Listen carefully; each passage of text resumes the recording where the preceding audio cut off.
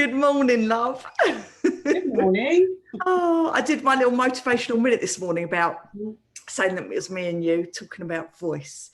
So anyone that's watching, good flipping morning. Yes, it is. It's Friday. It's the weekend. And what better than to see this beautiful girl's face? And I'm talking about Kate, obviously.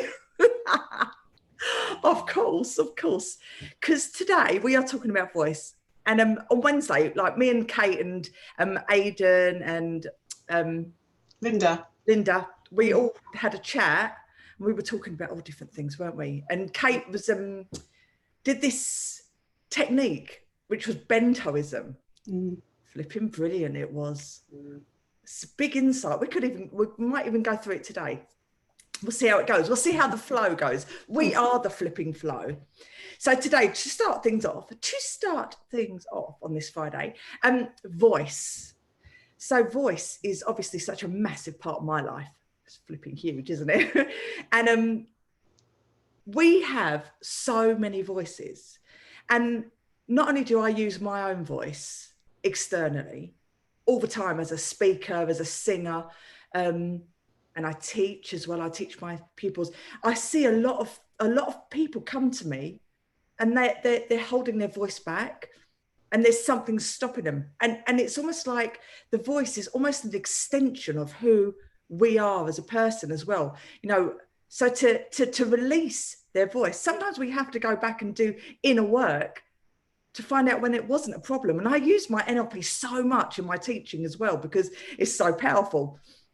And we normally go back, so maybe it's a fear of performing, or maybe it's something that's happened when they were a kid and they were singing and someone bullied them, or, you know, someone said that they couldn't sing, or, you know, that it's just an inbuilt fear that they've just grown up with this in the back of their head and they love singing, but they're scared to, or, you know, they're scared to just let go and release. And as soon as we clear that blockage and go back to it and reframe it and look through the other person's eyes, and realize that it was their problem, not their own problem. It was the person that was saying it. You know, maybe it was jealousy, maybe it was fear, maybe it was just that they were having a bad day and they just took it out on this person. So as soon as you go back to that point, reframe it, it's flipping incredible what comes out. You know, it's like a release. And not only is it a physical release, it's a mental release. And it's just a beautiful thing. And when we're ill as well, it can, well, for me in particular, because obviously I've got hypothyroidism and Hashimoto's, as have you. Togetherness, Kate, togetherness. So it's true, but it affected my voice so badly when I was going through my worst stages, and it was kind of a culmination of things that it made me feel like, because obviously I use my voice as a speaker and also as a singer. But there was a point where I couldn't even read Ethan a bedtime story because every word that I spoke felt like a razor blade to my voice, like to my throat.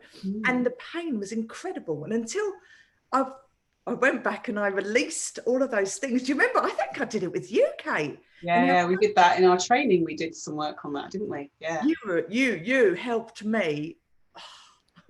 You've always helped me, Kate, to be fair. This woman, each other, darling. No, I'm telling you what, anyone that's watching this, anyone that like this, Kate is an incredible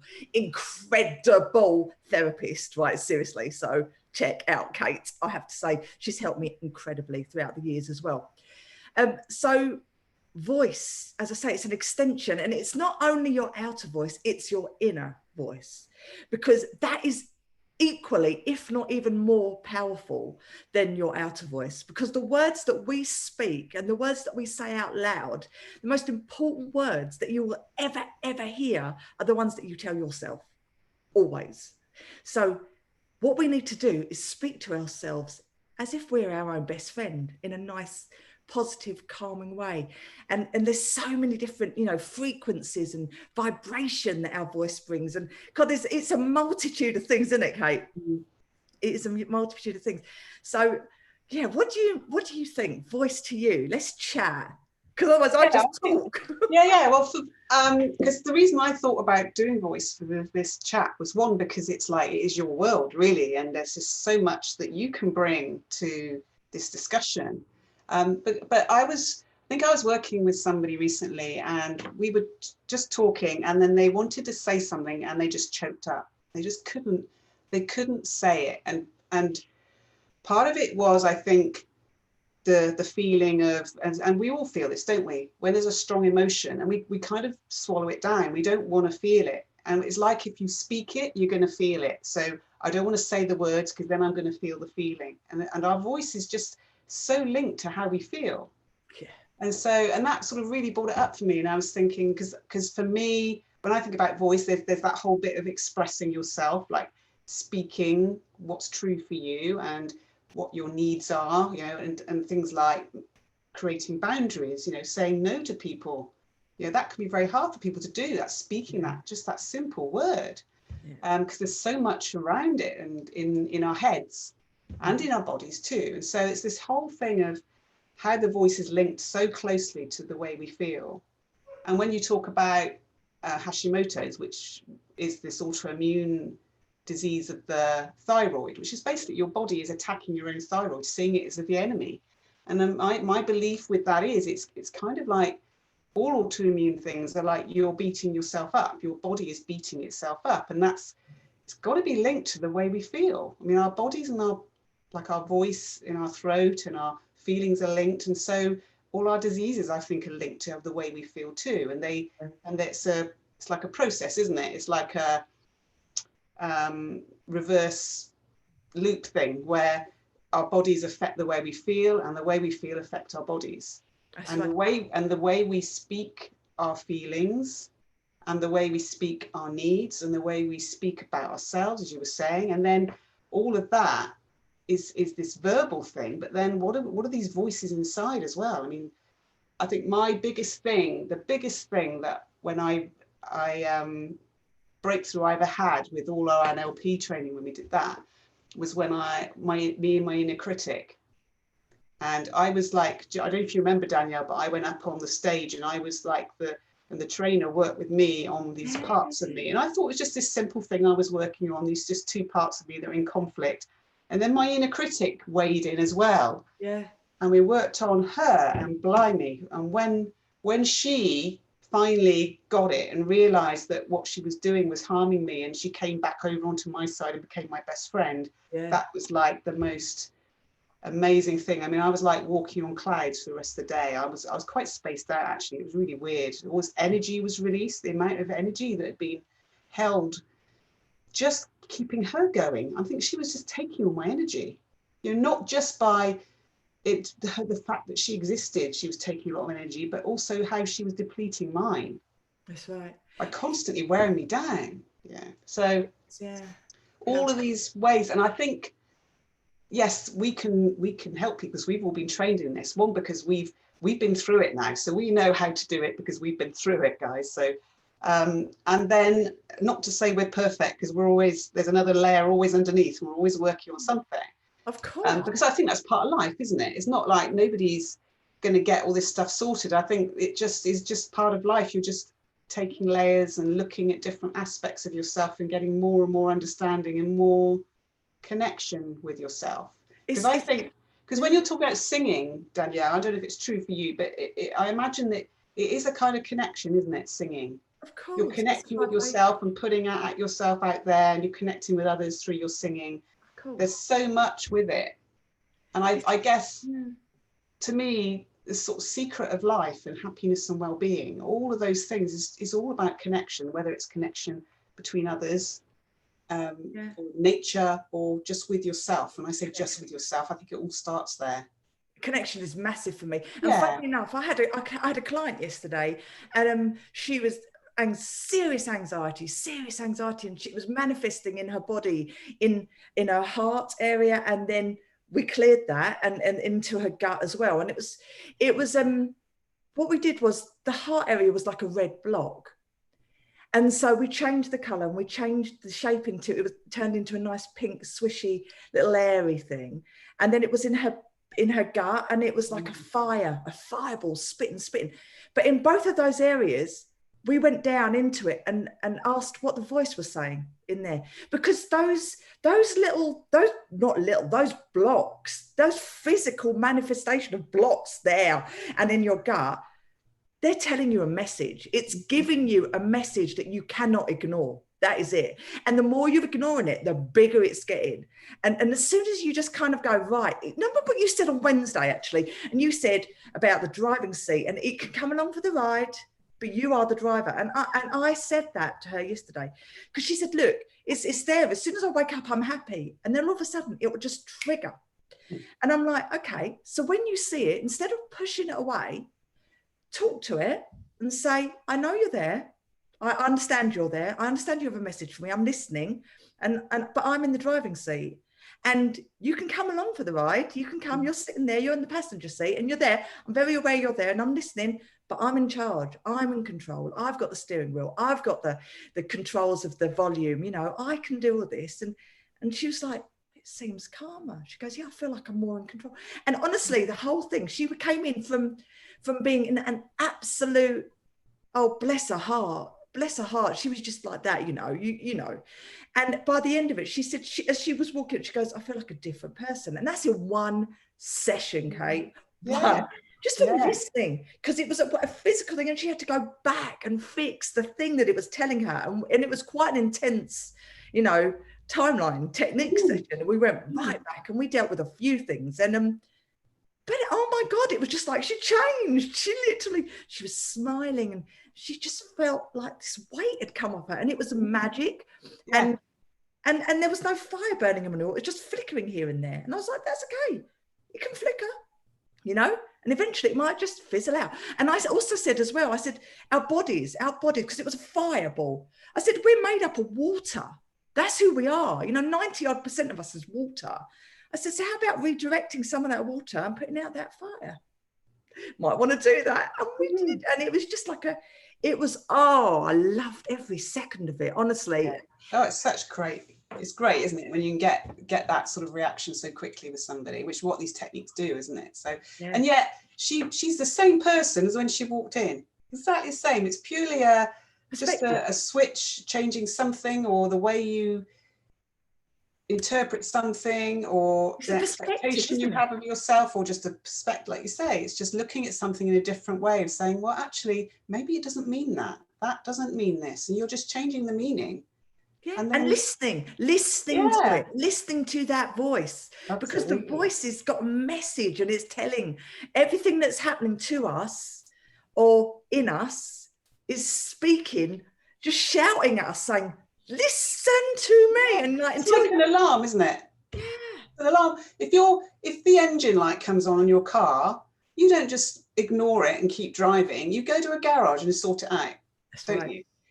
Or your petrol light, you don't just say, oh no, it'll be fine, because at some point it's gonna stop you in your tracks, and it's just gonna get so bad that either it turns into some sort of physical pain or illness or something, or it'd be a mental, emotional thing. And we know that all of this stuff is just there to help us. Even like my inner critic, she was just there to help me. She thought she was helping me, she really did. And so she was.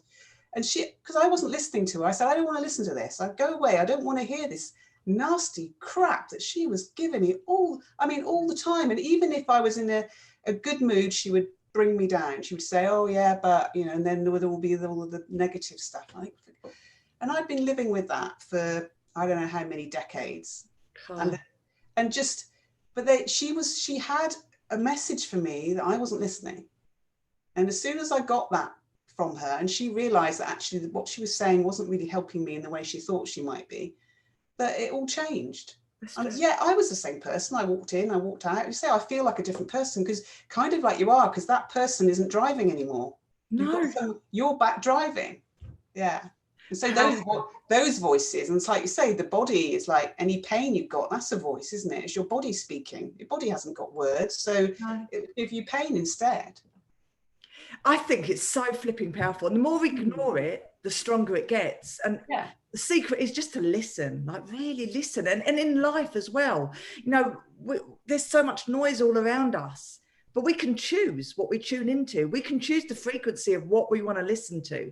And if there's a lot of negativity, it'll be kind of a one frequency, but we can choose to listen to a higher frequency, like a radio. Turn the switch, flipping, tune in to what you want to become, tune in to what you want to hear, because our minds delete, distort, generalize. That's what we're taught. You know, our brains delete stuff. You know, there's a million things going on, but we don't see everything. We just see a very small fraction of what's going on, although it's all taken in our subconscious. It's taken in, you know, and they can distort things. You can look at a situation and just see something completely different to what someone else has seen, just because of maybe the past, like what you've been through, and you're putting that onto this thing that you're going through, or just because your own insecurities can do that too. And we can generalize as well. So we, you know, oh, that must be that because of that. You know, so all of this always does that, or you always do this, or yeah. Exactly. So it's being very mindful of the fact that because we can do that, how about choosing to listen to the parts that we want to listen to rather than the parts that we think we should? And just by changing that vibration, the whole of our lives and the whole of our outlooks and the whole of our words can change. And it's so powerful. The frequency, the vibration that we are giving out through our voices, you know, like when we're using tones and volumes and, you know, shouting or, you know, whispering, you know, it's so powerful, because you can hear someone very clearly when they whisper, but when someone's shouting, you may not hear anything at all. It's blocking it out. So it's really, really, God, our voices are so important. Yeah, it's just something you said then about shouting as well, because that came up for us, because Ron and I do a lot of work on our house. We're slowly renovating our house into a habitable space. And we had this thing where there was, Ron noticed that when he shouts, it makes him angry.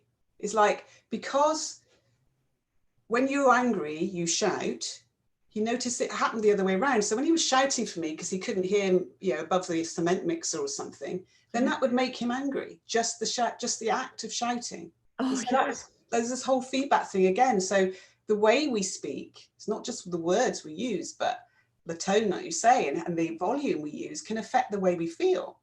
Yeah, wouldn't it be funny actually? You know what's just sprung to me? Wouldn't it be funny if you're having an argument with someone? Although I don't really tend to argue, I just let people get on with it because that's theirs. It's not mine. They can stick with that energy. But say if you're having an argument and you just turned around and all your answers you just sang to them. So like, I don't like you. I don't believe what you're saying. Can you imagine? Like the argument will very quickly dissipate, because you can't argue when you're bringing out positive vibrations. You just can't. It's like, and having the physiology of yourself, like with a smile in your face, saying everything that you're going to say. You can still say it, release it. But how about saying it through song or saying it through whisper? Do you know what? I just don't think that really makes sense, don't you know? Do you know what you're talking about? You just end up laughing, won't you? Which is all you need, really. Do you know what? Isn't it just? I remember that when we were doing, when we were in our training and we were doing about saying the words, but just in a different accent. Oh, yes. And so, you know, suddenly just try to say it with a Welsh accent or something. And, you know, and I can't do Welsh. So as soon as you even try that, then it just makes you laugh. Yeah. Or I think I was doing it with somebody and I was saying, say it in the way that you would do it if it was in Wales song. They were trying to say it in the way of and I can't even do it, but it was just hilarious. And you start laughing straight away as soon as you start just using a different way of saying it. Yeah, same thing with your inner voice, isn't it? If you change the sound of it, change the volume of it, change to a cartoon voice, or change it to a voice that you like. You know, now what's it saying? Yeah. Can you move that voice? You know, all of these things that. Well, so we've done that, and we just move the voice around. Just take it. If it's in your left ear, well, what's it like when it's on your right? Let's move it around to your right ear and see if it's stronger or quieter, and keep moving it around till and take it further away. Imagine it's 100 meters away or behind you. You did that with us in one of our. We did that with one of the chats that we had with Aidan and Linda. Yeah. What was that for again? I can't remember. Well, that was just just really thinking about the voice. You know, if you have a voice speaking to you, and it doesn't even have to be a voice, it could be pain talking to you. Where's the pain coming from? Where's the voice for the pain? And then say, okay, what happens if it's in my shoulder? What happens if I move it down to my little toe? Take the voice down there, and what's that feel like now? And you can play around with that, or put it behind you, put it outside of you, get it come and sit by you, and this sort of thing. So it's all helpful. It is just playing around with the tone, with the volume, with the accent, with the direction, where it's coming from, all of that stuff. And the same with ourselves, you know, because the other thing with voice is like because that whole thing of connection is so strong, is when we're with other people, we start speaking like they do, don't we? Yeah, mimicking. Yeah. And that is, isn't it? It's like mirror matching, isn't it? And we've found that certainly if you want to build rapport with somebody, then it's important that you speak in the same tone that they're speaking, use the same sort of spacing between words, try and breathe the way they're breathing, all of those things. Like even if they're shouting, then you need to match the power of what they're saying. You don't have to shout, but you have to match the power with the energy, with what they're saying. And that builds rapport. So they're immediately going to feel more connected with you, even if it's an argument. Yeah. So there's all of that. So there's that story of this guy that went to, he was in the States or somewhere, he went to get a car, I think he went to get a hire car or something, and he put his car in the wrong place. And this person started shouting at him, saying, "You can't put your car there," in an American accent, which I can't do. No, I can't. And the guy then said, "I know, I'm sorry, I didn't realise this was your space, I'm really sorry about that." And the guy said, "Oh, it's okay, don't worry." And they were still sort of kind of shouting at each other, but they'd built a connection, and then they ended up going and having a drink together, you know, just for a laugh, because they got on so well. So it was like this, it is just like building a connection and rapport. You can do it even in that sort of state, just by changing the way you use your voice. Yeah. It's very powerful. It is. Well, I mean, funny you should say that. It's like with singers and people that we listen to, that the songs that we like, you know, it might be the words that you like, it might be the melodies that you like, but we connect with different singers for different reasons. And it's so much. I was watching, I saw something on Facebook today. One of my friends shared it, and it was a little girl. She was about 16 years old or so. And she had the voice of an angel, and she was singing, oh God, I think it was it's just gone from my head, like Dreams, I think it was. Who sings Dreams? I don't know. Fleetwood Mac. Oh, right. Yeah. She was singing, and she, like, I'm not joking, she was captivating. And it's everything about her voice. It was just, it was the way she phrased things, the way that she said certain words. It was just her control of her, you know, everything about her voice was magic and a connection. And I think that's why some people are just truly gifted, you know, and that's how they can get their message out there, because you can't fail but to connect to people like that, you know. Like, what are they doing though to do that? I mean, as a voice coach for you, they must be putting themselves into it. They must be putting their feelings into it as well as just, obviously, but also it is a gift. Right. I mean, some people are just have that natural God-given gift. Like, you know, you get artists that are they just paint flipping masterpieces, and whatever way you look at it, it's incredible. You know, you give me a paintbrush, I'll paint something, but it's not going to be no masterclass, I tell you. Yeah. But it'll be my best. I can paint all my thoughts and get it all out there. I could do some squiggles, and like, to me, it will be a masterpiece. But to everyone else looking at it, be like, she's thrown up on her dinner or something, you know. Well, yeah, but again, it's like, as long as it pleases you, then that's great, isn't it? This is it, because it's just an extension of emotion. But when you can, when you've got that gift and you can connect, because you can connect through art, you can connect through, just through like what we do with NLP. You know, we kind of match people. When I do my sessions, I'm kind of guided. I use my subconscious mind all the time to do. I allow myself just to be directed, really, and it's never wrong. And that's the thing in life. we aren't ever wrong if we listen to ourselves and listen to what we really truly want out of life and what we want in a situation, and trust who we are, because we are incredible human beings. We know what we want. We know what we don't want as well. Yeah, it's easier to know what we don't want, isn't it? But to know what you do want it's not easy to know. And the thing is, but you can work, but you can do it, but you need to get into the subconscious to really understand what it is. And then, is it really something I want, or is it something that I don't want, that I'm trying to run away from? Yeah, it's actually it's a fear I'm getting away from rather than something I really want. And then it's because we allow cleared. Yeah. We allow so much of what we don't want in our lives. We just do, because it makes for an easier life. But what would happen if you didn't allow that anymore, and you really truly just kind of was the master of your ship, the captain of your ship, and you kind of said, do you know what? That can just jump ship now, because I don't want it. I don't want it. Imagine how free that would be. You'd be able to steer it wherever you wanted without someone going in your head. And it's getting the strength, though. It's being able to get the strength to feel that you can do that, because it does take courage, and sometimes and energy. Like you say, strength is energy, isn't it? Getting that. But it's it can be so draining to have something that's weighing you down just every day in life. And as soon as you kind of like get to that point, because we all do get to that point where we've just said, that's just enough.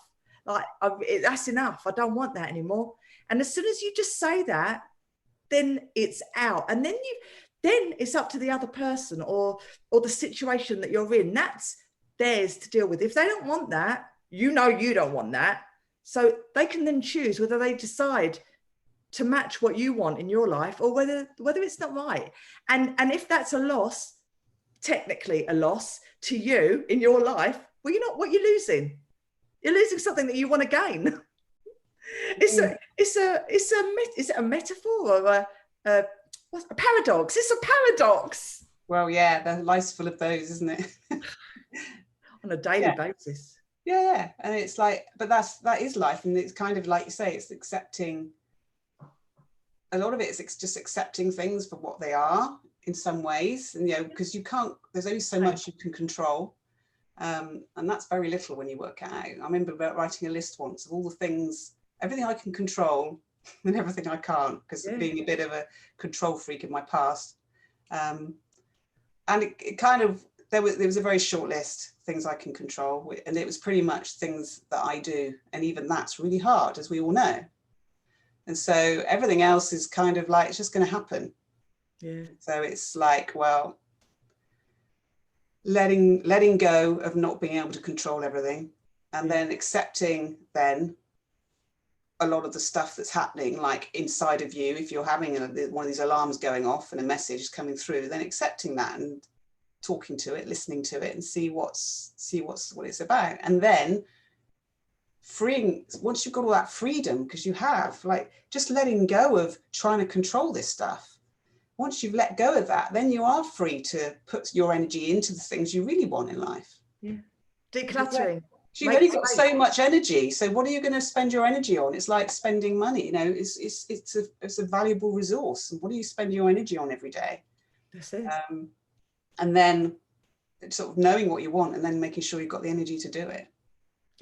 Yeah, and like you say, decluttering, isn't it? It's really cluttering out your mind, freeing up your body so it can just move and just flow, and energy can just do its thing, and the body can just heal itself, and clearing your mind so you've got a bit of expanded space so you can think differently. But it's like what Aidan's doing. He's moving to Bali. He's literally so successful, isn't he? And one of our, for anyone that's watching, one of our therapist friends, who is an incredible therapist, and he does a lot of corporate work, doesn't he? And he's very successful, and he's very brilliant as well. And he's into the Eastern therapies and stuff, isn't he? Yeah, a lot with the qigong and shamanism and stuff. Yeah, he's very much into that. Yeah, brilliant. And energy work. It's all about energy and flow. Yeah. And he's literally decided to get rid of everything in his life here in England, and he's leaving his life, and he's moving to Bali with his partner, and he's going to work with the shamans, isn't he? He's literally America. Yeah. Did you see how different he looked as well? He just was free. He looked so relaxed and at peace. It did look very, very peaceful, yeah. And that's a beautiful, envious situation to be able to just go, do you know what? We have one life. We have one life, and we have the choice of everything that we want to do ultimately in our lives. So what is it that you really, truly flipping want? And once you know that, if you want to let it all go, but now I don't mean like running away from stuff, because that isn't what it's about, because everything that is sent to us is a challenge that we will get through and we will learn from, and it's how we deal with situations. It's not about running away. This is about becoming internally who we want to be while we're on this planet. What makes us spark? What makes us come alive? And it's following your flow, becoming the flow, and just going where your heart says, and just going, because it's not all about millions of pounds, and you know, it's not all about wealth. And well, wealth is your health, is your wealth, right? That's what it is. So it's going, what's important, what's really truly important to me. And I think that's a voice, isn't it?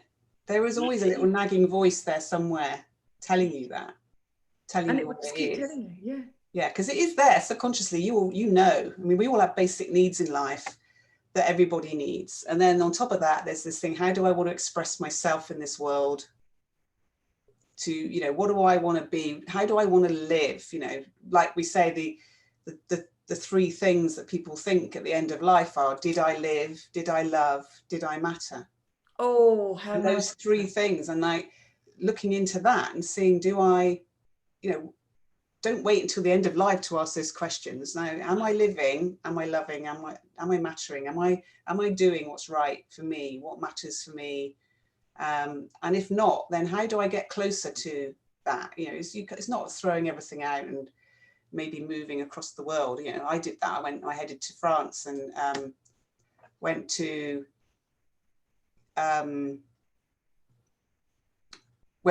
France, but that was like it was just a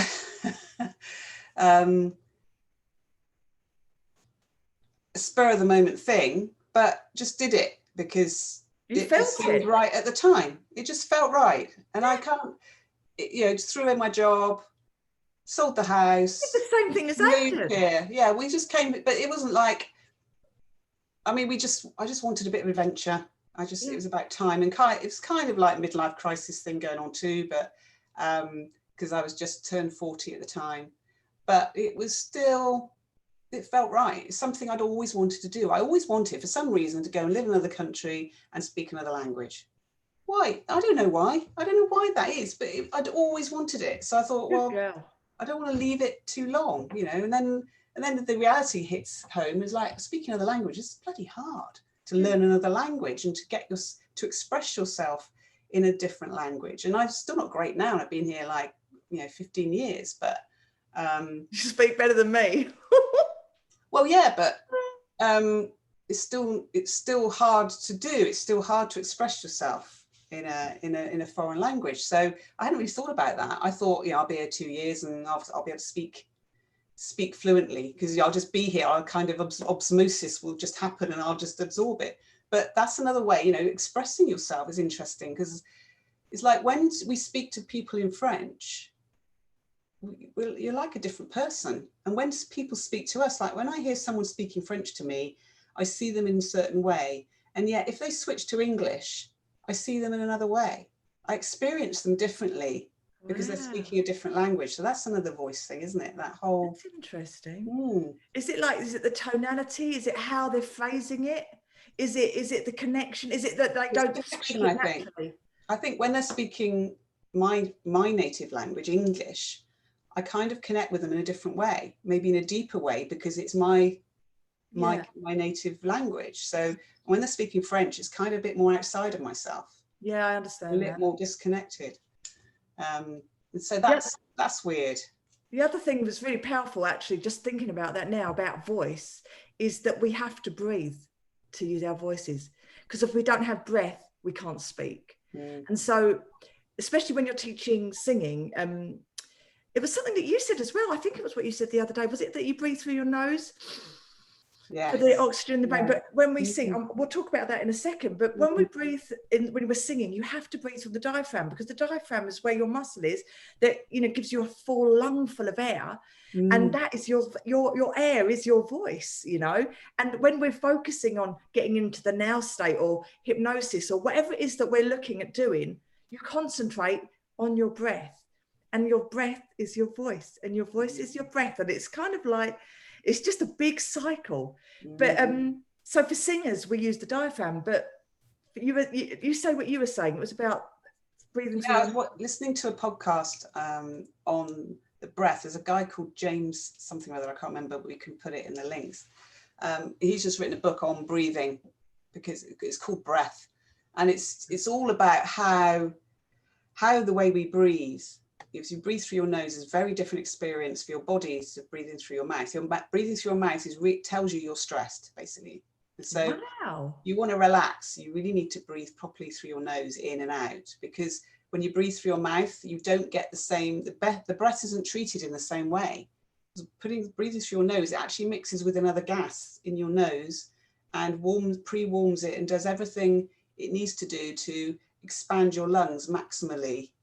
So you get the most oxygen when you breathe through your nose. If you breathe through your mouth, even though it feels like you're breathing more air in, you're actually getting less usable oxygen, because your lungs don't expand enough, because there's, I think it's nitrous oxide that mixes through in your nose. Somehow the body creates nitrous oxide, and as you breathe in, it mixes with it, and that helps the lungs open up to accept the oxygen when it comes in. So when you breathe through your mouth, you're not doing that. So your lungs are immediately more constricted when you breathe. And so breathing through your nose is far better for that. It also warms the air, makes it more comfortable for the lungs. And so you get more and filters oxygen out as well. It filters out any. Absolutely, yeah. So it's protective. So we're not meant to breathe through our mouths unless we're really, really, really stressed. Like you get, when you're stressed, sometimes you do mouth breathe. Yeah, of course. Or if you're running hard or something, running away from the bear or whatever it is, but otherwise nose breathing. And then now sort of marathon runners and that are being taught now to breathe through their nose all the way through the mouth. Just don't, if you breathe through your mouth, you're not getting the maximum amount of oxygen to your body, and your brain especially needs lots and lots of oxygen. And so at night when you're sleeping, the other thing is making sure that you're nose breathing, not mouth breathing. And most people wake up in the night, because I used to sleep forever with a dusty glass of water by my bed in the morning. It'd be dusty, you know what it's like. But I'd have water by the bed because I'd wake up in the night thirsty. And that was because I was breathing through my mouth. And so now I do what they do now. And it's a way of training your mouth. And you put a little bit of tape on your mouth when you go to sleep, and it keeps your lips together. You can still talk. There's only a little bit like that. Just a little bit, that white non-allergic tape, Yeah, tiny little strip, and just hold your lips together. And I sleep completely through the night now. I don't wake up thirsty in the night. And I feel more energized in the morning because of it. That's flipping interesting. I know, it is. And so kids that grew up mouth breathing, because I did for my first 20 years of my life, I breathed through my mouth. I didn't realize you could breathe through your nose. I didn't realize people did that. I didn't know. My nose was always blocked because I had quite a small nose, and the channels in my nose were very small and narrow. And I think also because I think I have a real problem with dairy products, and then of course milk every morning with your cereal and stuff. And I grew up on cow's milk because I was adopted at birth, so I didn't have mother's milk, and so I was always having dairy, and I think that just gave me an allergic reaction to it. And so now and I worked out that dairy was a problem. It's causing my sinuses to be blocked up. As soon as I cut out dairy, my sinuses cleared. I could breathe properly through my nose. And I also had an operation to make my nasal passages wider. Yeah, I had the same thing. Yeah, so they widened the nasal passages and drilled some holes into my sinuses to make them drain properly. And once I got rid of the inflammation from the dairy, I could take a deep breath through my nose for the first time in my life. I thought, wow, this was such a thing for me. You can actually breathe through your nose. I didn't realize people did that. I always breathe through my mouth. So, amazing. And that had obviously a big effect on me. It affects the way your system is stressed all the time. because your body thinks it's stress. I must be stressed because I'm breathing. Fast. It's like I must be angry because I'm shouting. You know, it's that same kind of thing. It's your body thinks it, so that becomes your reality. And it was normal for me. I thought that's all there was. Do you know, the thing is as well, what I do with my pupils, or with you know, if someone's really stressed or anxious, the first thing that goes is their breathing. Panic attacks. If you look at a panic attack, you know, it's a physical, debilitating condition, and your body just breaks down and your breathing goes. As soon as you can just focus in on that breath and take control of that breath again, it frees up your body so it doesn't think it's in fight or flight mode, and it literally just resets. And like before an audition, or before you do something on stage, or, you know, if you're getting those panicky feelings, or even if you're having a panic attack, obviously I teach the now state, which is incredibly powerful. But if you're having to do something very quickly, it's quite handy. Like I always say, hold your breath. Make sure you're lying down, but like in case you go dizzy, but hold your breath for as long as you can possibly hold it. Literally take the biggest breath in and hold it as long as you possibly can. You can't hold it anymore. And then when you release, very slowly,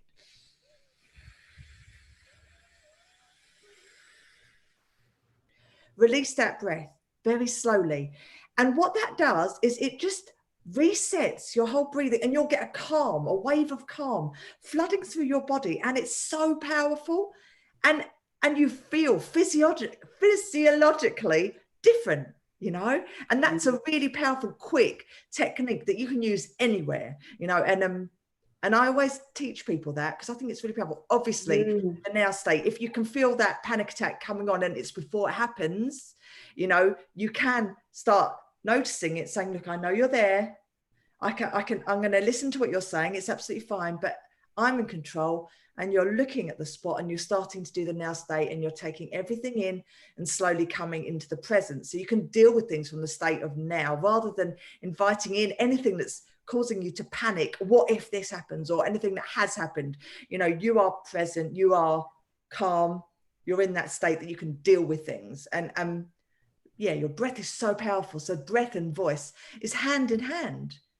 Because I always, as well, I teach if you haven't got enough air in you, like literally, if you're going to sing a song and you've got no air and you don't take enough air in, listen to me, I'm going to run out of breath. You can't speak. You can't do it. So you have to have enough air, phrasing wise, and to be able to control it. You know, that's what it's all about. Your breath is your life.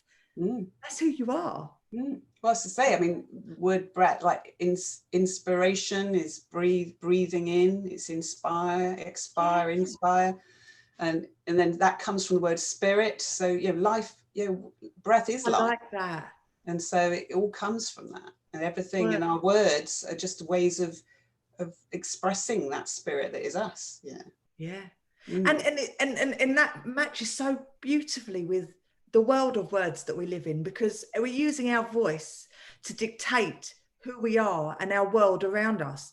And so by using negative words, you're literally creating a world of negativity, which you're attracting more. Whereas if you reframe what you're saying and you look through different perspective onto a situation, and make it into a positive context, you're inviting in more positivity, and your whole world just changes in light of that. It's very powerful. Words. Oh, I love words. I love lyrics. I love poetry. I love flowers. I just love life. I flipping love life. And also what also makes it very poignant for me is because about 2 years ago, I gave up smoking and I started vaping. And I'd smoked for 20, 30 years or whatever it was, because obviously I'm 21, of course. And I went on to vaping because it was meant to be better for you. So I vaped for 3 months.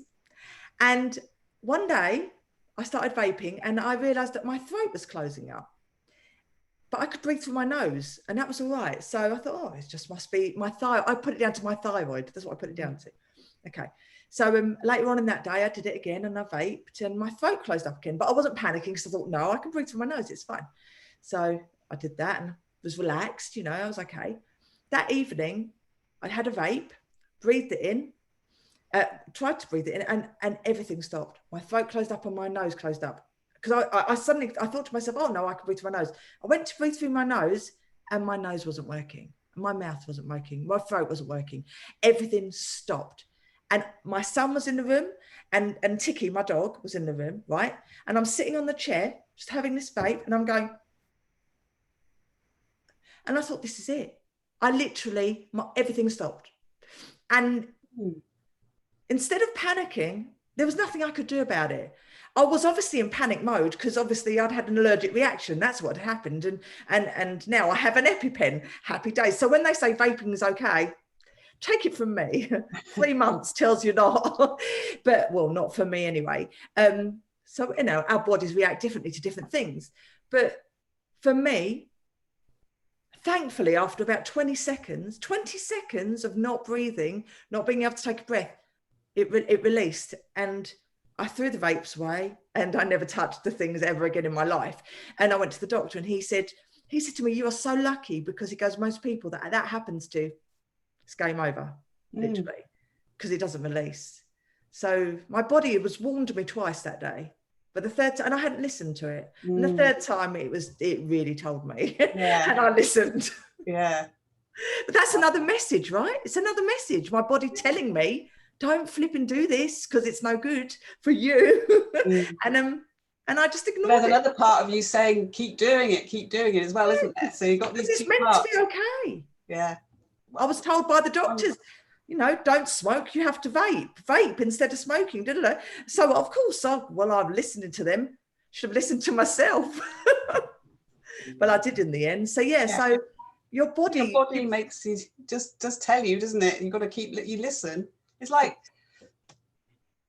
but it's also hard, isn't it? You get the message and yet it's like, I don't want to do this. I don't want to do that. This is my comfortable life. I don't want to change. Change is uncomfortable. But you've got this little voice saying, you know, even doesn't matter how uncomfortable it is. Even sometimes our life can be very uncomfortable, but it's kind of comfortable anyway. Yeah. And changing it seems even more uncomfortable than the uncomfortable life we have. And so better to just keep doing what we're doing.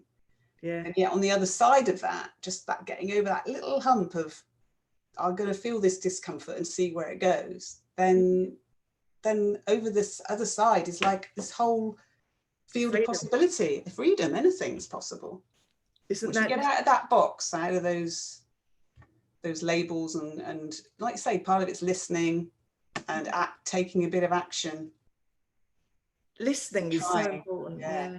Listening to that voice. I think maybe, do you know, we've been chatting for 45 minutes and it flies with you. Right? It does. Yeah, it does. Really, yeah. Blessed. But I thought maybe we could do just maybe a little meditation. Like, you're too good at it, so you're doing it. I love listening to you as well. But maybe like anyone that's maybe experiencing some pain somewhere, or maybe experiencing a blockage in their life, we could maybe just do a little meditation that could guide them to their voice. And Kate, would you do that? Yeah, sure. Just to do the last 10 minutes or so, 15 minutes, just to finish it off, because I think that would be really powerful for people, just to know how to do that. And you do it too well. Okay, well, we'll just go inside and just listen to the voice that is us and see what happens. Yeah. Let's do it. Okay, all right, so just get yourself comfortable then. Yeah. And so I don't know if you've got feet on the floor. Yeah. So just feeling your feet on the floor, just being aware of that, and just let your eyes close if that helps you to just sort of visualize what's happening. Just feel your feet on the floor and then your body on the chair if you're sat down.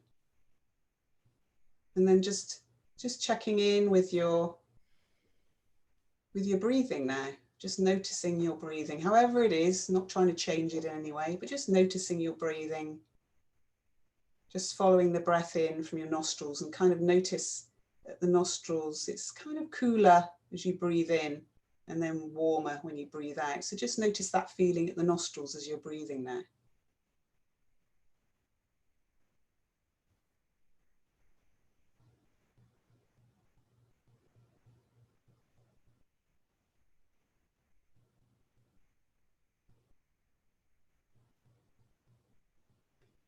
And then just noticing your chest expanding and contracting as you're breathing.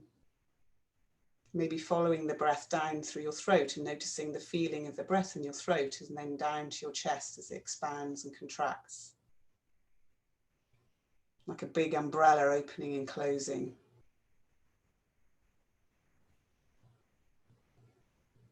Because it's not just the front of our chest that expands and contracts, but our back goes in and out as well. Sort of notice that feeling.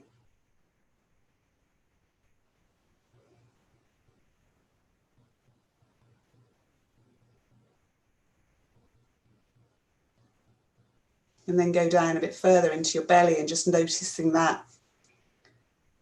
Just really let the belly go, because we're all taught we've got to hold our bellies in, so our bellies are always tight. So just really let the belly flop out, just let it just go and flop, so that you can take a nice deep belly breath. If you ever watched a baby breathing, their bellies go in and out, and yet as we get older we tend to forget how to do that properly.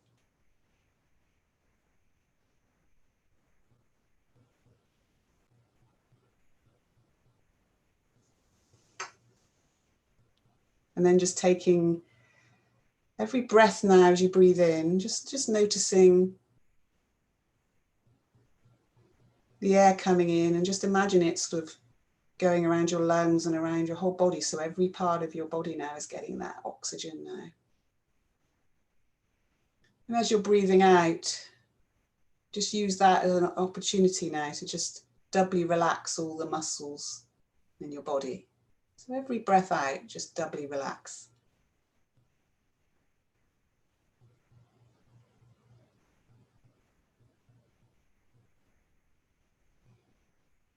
I'm taking special notice now of your neck, back of your neck,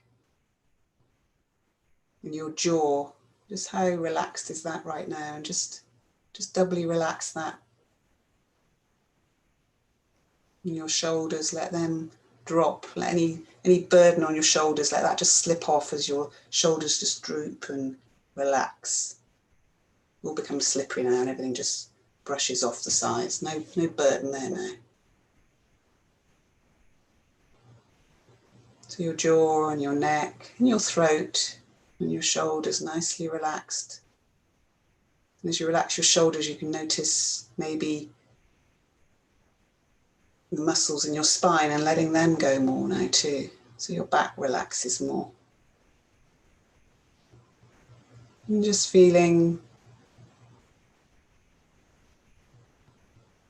your body now, and just taking notice now, and just turning your...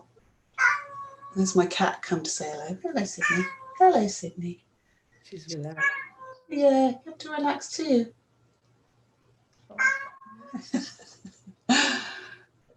She's speaking with her voice. Listen, yes, Sydney's, it's a Sid. Sydney is a he. Hello, Sydney. Oh. Yeah, it's nice to see you.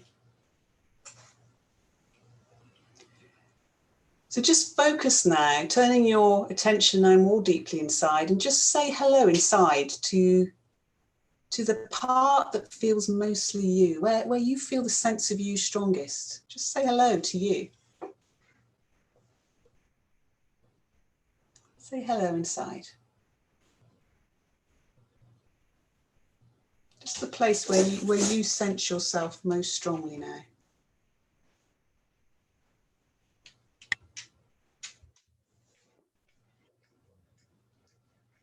And just listen now. Just listen. Is there anything that this part of you wants to say? Just notice the state of this part. Is it happy? Is it sad? Is it tired? Is it frustrated? Whatever it is, just let it be as it is.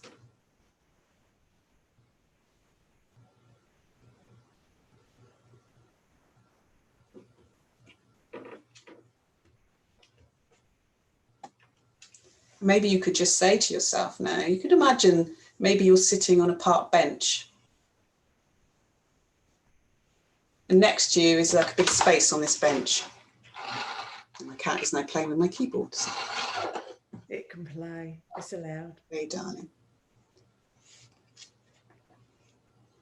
So you imagine you're sitting in this park and you've got this bench. It's all yours, this bench.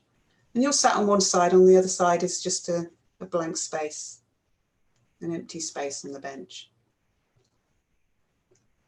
And as you tune into this place that's you sat there on the bench, and you're tuning into this place that is just you now, just ask yourself, what's between me and feeling fine right now?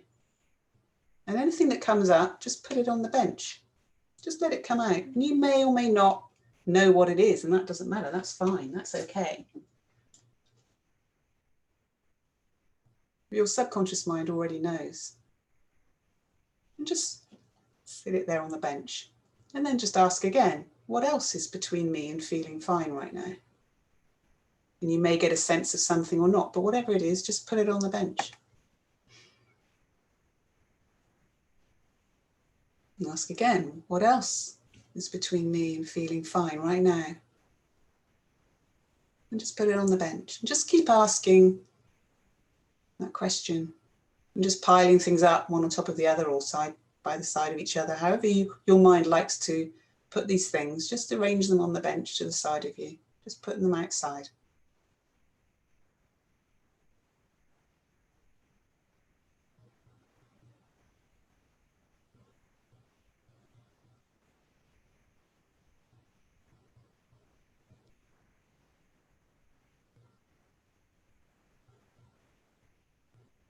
Just keep doing that until you get a sense of kind of the space opens up, and that now there's more space just for feeling fine now, because all these things just get put out on the bench.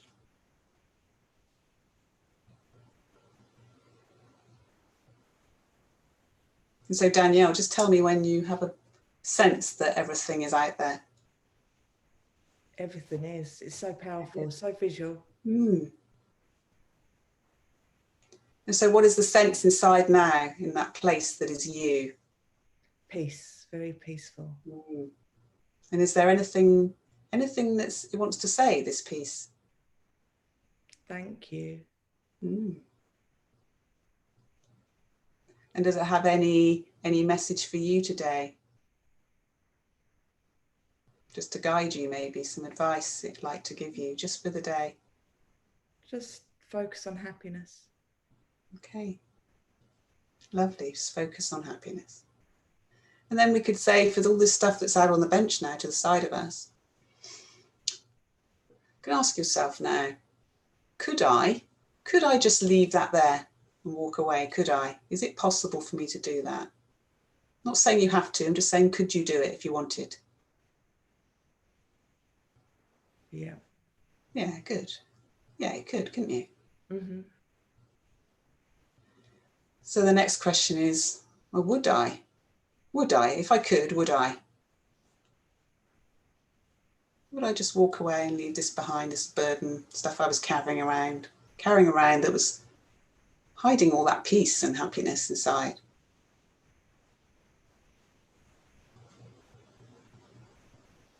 So would I? Always. Always. So the final question then we always ask is, when? Right now. Right now. So just imagine yourself getting up and walking up into the park, beautiful parks, a beautiful, beautiful day, the sun's shining, the sky's blue and the grass is green, there's a beautiful lake with ducks there and they're all happily quacking in the distance, and people walking their dogs, and everyone's just in a happy mood, and that bench is just getting further and further away with all that stuff on it until you can't see it anymore. And it kind of, and all that stuff, then there's a beautiful shower of rain, refreshing rain, it just washes all that away into the ground, into the grass, and all that old crap that you've left behind is now fertilizer for the grass. And that's all left, gone, and being used for a better purpose now. And you just notice you have more spring in your step now as you're walking through the park, enjoying the trees and the birds singing, just happy to be alive. All this space inside and this peace.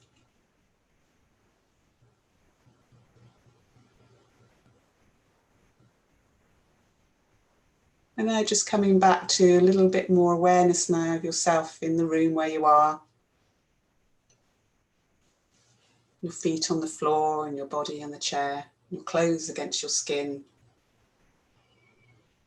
The sounds in the room around you.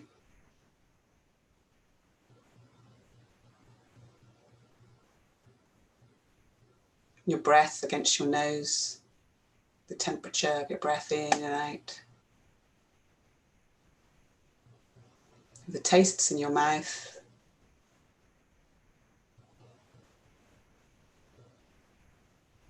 And then just whenever you're ready, just open your eyes and come back to now. Thank you. Yeah, thank you. That was nice. Enjoyed that. Oh, it was beautiful. My eyes are always watering. Oh, that was lovely. I'm all relaxed. Great. Oh, and it's now almost bang on 12 o'clock, Kate. Oh, this nice relaxed version of me is going to say thank you. Yeah, I've enjoyed it. And I hope anyone that's watching this, if anyone that's watching this, I hope you did it as well, because everybody goes through life on a daily basis just getting on with it. And isn't it nice just to stop for 15 minutes and just to let it all go and just to be? Yeah, and just to listen inside and, what is happening inside right now? And knowing that's, you can change that. Yeah. Everyone needs a Kate. Everyone needs a Kate in their pocket. Well, you've all got yourselves, and you know what's right for you. You already know. Yeah. When we work with people, we're just helping them see that for themselves, aren't we? That's all we're doing. Of course. They have the power. They're driving. They're in charge. They're the driver, not us. It's like being going to a spa for a day, isn't it? Like you can help everyone else, and then just until you take time for yourself, and you kind of like just feel refreshed. Oh, it's lovely. Hey, thank you, darling. For anyone that's watching this, I hope you've really got value out of it, because I flipping have.